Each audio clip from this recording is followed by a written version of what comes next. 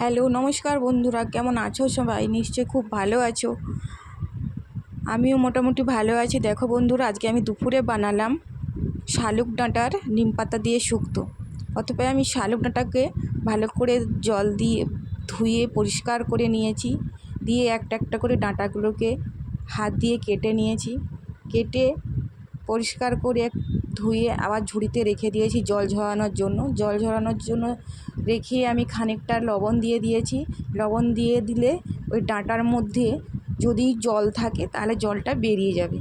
দেখো, খুব হাত দিয়ে আমি খুব ভালো করে মেখে নিচ্ছি। এরপর শুকনো কড়াইতে আমি, যেহেতু নিম পাতা দিয়ে করছি, তোমরা উচ্ছে দিয়েও করতে পারো। যেহেতু আমি নিম পাতা দিয়ে করছি, নিম পাতাগুলো ভালো করে শুকনো কড়াইতে ভালো করে আমি নেড়ে নেব।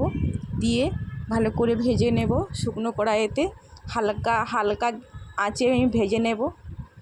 দিয়ে হাত দিয়ে ভালো করে সুন্দর করে আমি চেপে চেপে মেখে নেব, একদম গুঁড়ো করে মেখে নেব। আর খানিকটা সংরক্ষণের জন্য কিছুদিন ধরে খাবো। আলু মাখা দিয়েও নিম পাতাটা ভালো লাগে খেতে, আলু মাখা সাথে দিয়ে। এরপর একটা কড়াই গরম করে আমি খানিকটা তেল দিয়ে ওর মধ্যে কালো সরষে আর শুকনো লঙ্কা দেবো। কালো সরষে শুকনো লঙ্কা দেওয়ার পর আমি ডাঁটাটা অ্যাড করব।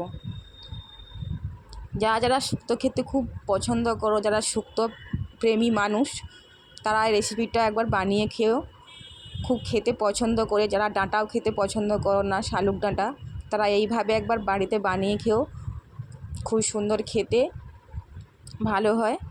দেখো বন্ধুরা, আমি ডাঁটাগুলো দেওয়ার পর একটা আলু দিয়েছি, ওর সাথে সরু সরু করে একটু আলু কেটে ডাঁটাগুলো দিয়ে ভালো করে কষিয়ে নিয়েছি। কষানো হয়ে যাবার পর আমি ওর সাথে কিছুটা সরষে বাটা দেব।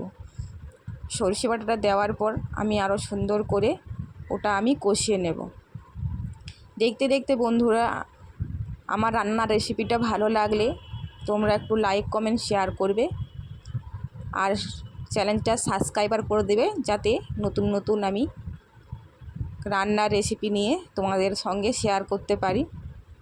দেখো বন্ধুরা, দিয়ে সরষে বাটা দেওয়ার পর কিছুটা কষে নেওয়ার পর আমি নিম পাতা দিয়ে দিয়েছি। নিম পাতা দেওয়ার পর কিছুটা কষে গেলে, জলটা মোটামুটি শুকিয়ে গেলে আমার রান্না কমপ্লিট। তোমরা একটু এইভাবে বাড়িতে বানিয়ে খেও। সবাই ভালো থেকো। টাটা বন্ধুরা।